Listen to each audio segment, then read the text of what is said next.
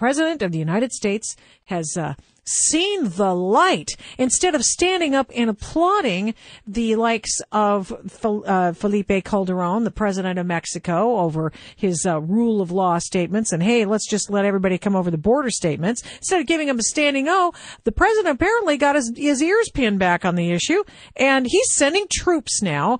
Our Representative Brian Bilbray of California's 50th Congressional District, right at the border, on the Victoria Taft Show. And Brian, thanks so much for coming back. Great to be back, Victoria. Thank you very much, Congressman. What's your reaction to the president sending troops to the border? Well, first of all, let's remind everybody that Mexico brought their army to the border over a decade ago, and we refused to do anything like it because we were worried about political correctness. And I got to at least say, at least they recognized how out of control it was, even though we want to ignore it. It's 1,200 up to 1,200, which is less than 1/5 of what Bush sent down there in the last crisis. It's less than 1/5 of what the senator from McCain is requesting on the Senate floor right now. And I think you've got to give him credit. The administration's responding, I think, because of what the senators are doing. But yeah, tell everybody what the senators are doing. They just had a testy meeting today with the president.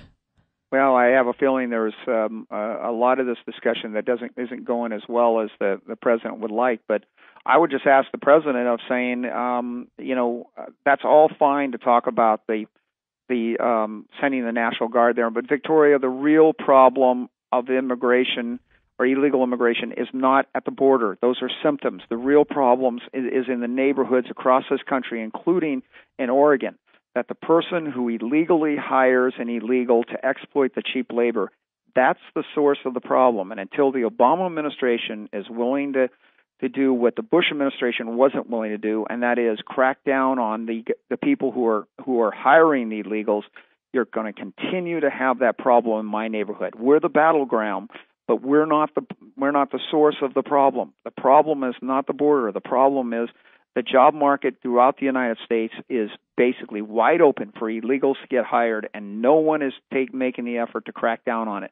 And this administration has backed off on its enforcement too. Is this just pretty much a bunch of talk then?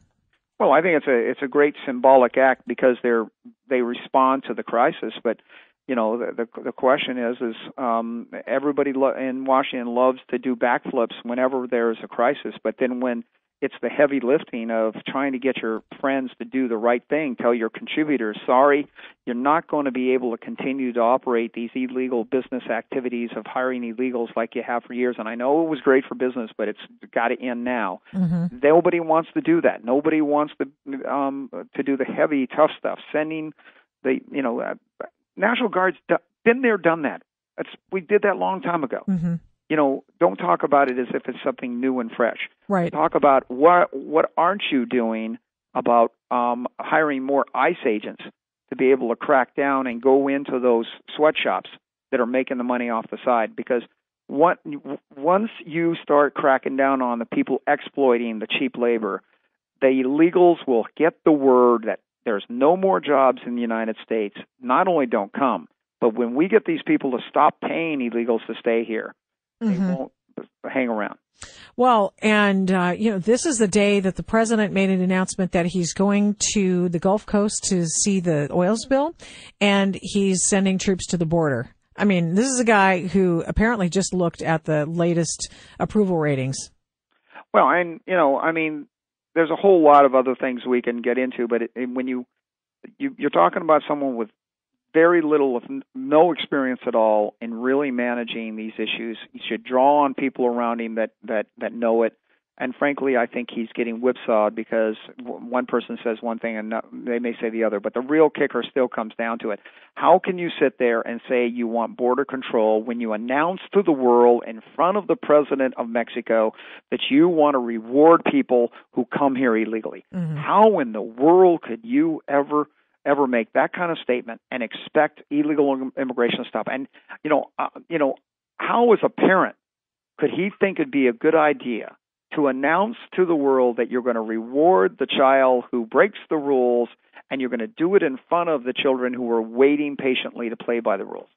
You know? Yeah, I suppose if you're doing it for the children, you might want to do it for all the children. Representative Brian Bilbray, congressman from California's 50th congressional district, last week in the Congress, the joint session of Congress, there was Felipe Calderon, the president of Mexico, and there were a bunch of people who, your compatriots on the other side of the aisle, who stood up and gave the guy a standing ovation for talking about so-called rule of law, but anti-rule of our law. What was it like being in there? I'll tell you, it was the absurdity of watching that go on, especially I had just a couple of weeks before been down in Mexico. I was stopped 6 times in Mexico because that's what they do. They stop you alongside the road, search your car, look at where you're going, what you're doing. They do that. For somebody to come from Mexico and then be outraged if someone's going to be asked for documentation in the United States is just absolutely absurd. Now, let me clarify.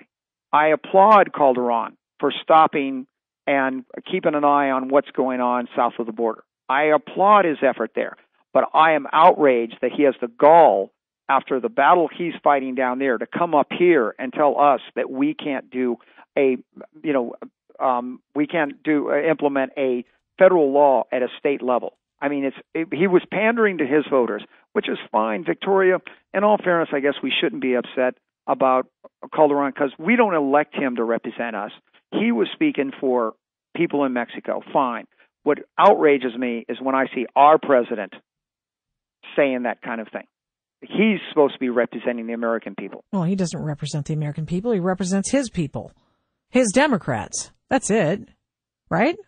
Well, okay. Definitely seems to be he represents everybody. That he doesn't worry about the general population of the United States is in a manner that the Constitution would dictate. Well, it requires liking the country, I suppose, in order to stand up for it. But that's another issue for another day. And I know you have to go because I know you've got a million interviews in all likelihood. Representative Brian Bilbray, thanks so much.